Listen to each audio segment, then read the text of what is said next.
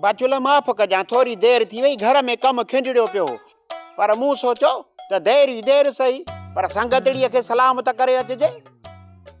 तुझी केड़ी ते संगत वेठी आ जो तू सलाम करण लाइ ते पहुतो आई? बाचुला हाणे तूं बि खणी अख बूट खे छॾ, जहिड़ी तूं सूरन में तेड़ो मां सूरन में। हाणे हणूं था नारो ई हिकिड़ो, न त ॿई थी वेंदासीं फना जी फूक। मोआ अच्छी दाढ़ी में अटो छो ख़राब थियो तई? छो अची मूंखे बेज़ार कयो तई? शाबाश हुजई, शाबाश हुजई।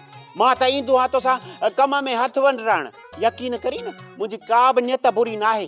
तोखे न लीमे जे पादरनि में ॾिसंदो आहियां त मूंखे अहसासु थींदो आहे, ऐं उन ई अहसास जे करे तोसां दिलड़ी थी वई आहे। इन जो तूं ग़लति मक़सदु न कढो, असां ॿई हिकिड़े जोड़ जा आहियूं। तोखे कम में मां हथ वंडराईंदुसि, तूं मूंखे कम में हथ वंडराइजा, ॿई पिया हिक ॿिए सां वहंदासीं। असुल असांजी जोड़ी तोरियल ऐं तकियल लॻंदी। तूं न लीमे खां तलाक वठी त ॿई पाण में निकाह कयूं। मोआ जेके अच्छे मथे में मां तलाक वती त रुली वेंदसि। रोला न तुंहिंजा दुश्मन, मुए पुॼणा सालूअ जो तोसां साथ हूंदो, एतबार नथो अचई त भला हलूं मस्जिद में। इहा ख़बर लीमे खे पई न त टंगू भञी छॾींदी। न न, ईअं त मां लीमे खे बि रोलण नथो चाहियां। सिधी ॻाल्हि आहे, जॾहिं तोसां कांटो फिट थी वियो पोइ हुन बवा शहरूअ मां त हथ पटणा पवंदा न। ॿ भलाऊं त मां बि गॾे कोन खणंदुसि न। जॾहिं शहरू वांदी थींदी त इहो निभागो लीमो वञी उनजो पासो वठंदो। मोआ छॾ हाणे मुंहिंजी पचर, ॻोठ में खोड़ पौड़ियूं वेठियूं अथई, उन्हनि जो वञी पासो वठ। छो मूंखे ख्वार करण जे पोयां पियो आई?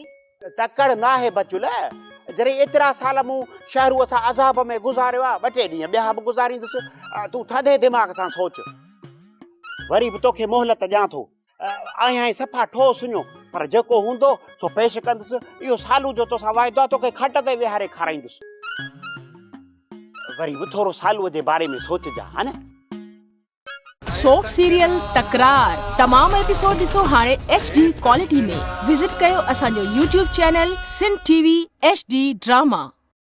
सब्सक्राइब कयो असांजो official YouTube channel Sindh TV HD drama ऐं वधीक अपडेट लाइ बेल आइकन खे क्लिक करियो।